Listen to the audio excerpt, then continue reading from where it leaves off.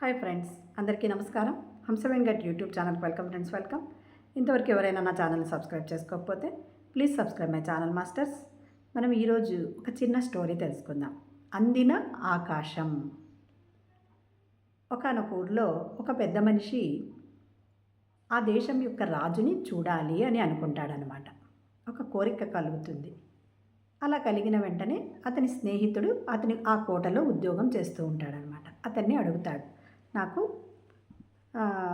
రాజుని నేను చూడాలి అని అనుకుంటున్నాను అని అంటాడు. సరే అని ఇద్దరూ కలిసి రాజభవనంలోకి ప్రవేశిస్తారనమాట. అక్కడ ప్రవేశిస్తే అక్కడ ఎంతో వైభవంగా వెలిగిపోతూ ఉంటుందన్నమాట. ఒక సింహాసనం పైన ఒక అతను కూర్చొని ఉంటాడు. ఇతనేనా రాజుగారు, వీరేనా రాజుగారు అని అడుగుతాడు. స్నేహితుడు కాదు అని అంటాడు. మరి ఇంకొంచెం లోపలికి పోతారు. ఇంకొక ద్వారం దగ్గర ఇంకా కోలాహలము గలాట చాలా ఉంటుందన్నమాట. అక్కడ ఇంకా వైభవంగా ఉంటుంది మొదటి దానికన్నా. అక్కడ అడుగుతాడు, వీరేనా రాజుగారు, అక్కడ సింహాసనం పైన ఒక వ్యక్తి కూర్చొని ఉంటాడు. కాదు అని అంటాడు. అలా ఇంకొక ద్వారానికి వెళతాడనమాట. అక్కడ ఇంకా ఎంతో వైభవంగా ఒక్కొక్క ద్వారం దాటుతూ ఉంటే ఇంకా పెద్ద పెద్ద సింహాసనాల మీద కూర్చొని ఆ వ్యక్తి వెలిగిపోతూ ఉన్నాడనమాట. వీరేనా రాజుగారు అంటే కాదు అని తల అడ్డంగా ఊపుతాడు ఆ స్నేహితుడు.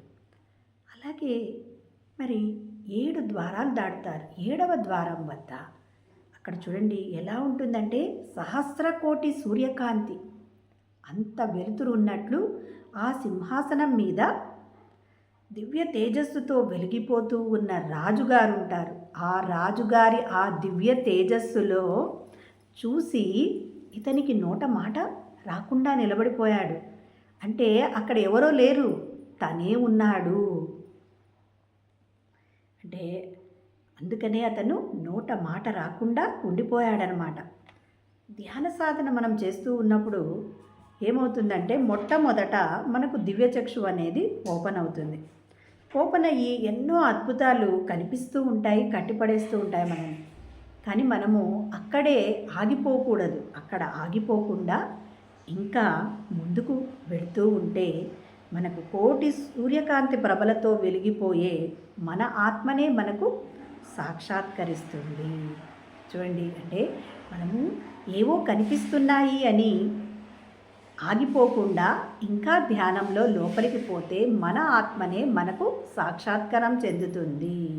అంటే అలా ఆకాశమే అందుకున్నంత ఆ పారవశ్య స్థితిలో మనం ఆలోచించాల్సింది, మాట్లాడాల్సింది, ఇంకేది వెతకాల్సింది కూడా ఏది ఉండదు అని మనం తెలుసుకుంటామన్నమాట. చూడండి ఫ్రెండ్స్, ధ్యానం యొక్క గొప్పతనం. అవునా ఫ్రెండ్స్? మరి చాలామంది నాకు దేవతలు కనిపించారు, మరి నన్ను పూజిస్తున్నారు, నేను ఆ లోకం చూశాను, ఈ లోకం చూశాను అని ఎంతో గొప్పగా చెప్పుకోండి, తప్పేమీ లేదు. అవన్నీ కనిపిస్తూ ఉంటాయి. కానీ ఇంకా నేను ఒక స్టేజ్కి చేరుకున్నాను అని చాలా అలా అక్కడే ఆగిపోకుండా ఇంకా ముందుకు వెళ్ళి ఆత్మ సాక్షాత్కారం చేసుకోవాలి అని ఎంత చక్కగా ఉంది కదా ఫ్రెండ్స్. మరి అలాగే ధ్యానం చేసే పద్ధతి ఏమిటి? మరి చక్కగా సుఖస్థిరాసనంలో కూర్చోండి, వేళ్ళలో వేళ్ళు పెట్టుకోండి, కళ్ళు 2 సుతారంగా మూసుకోండి, అద్దాలుంటే పక్కన పెట్టేయండి. మన సహజమైన శ్వాసను గమనించడమే ధ్యానం ఫ్రెండ్స్. మరి మనం శ్వాసను గమనిస్తూ ఉంటే మన లోపల శూన్య స్థితికి, నిశ్చల స్థితికి చేరుకుంటాం ఫ్రెండ్స్. మరి థ్యాంక్ యూ. అదే ధ్యానం ఫ్రెండ్స్.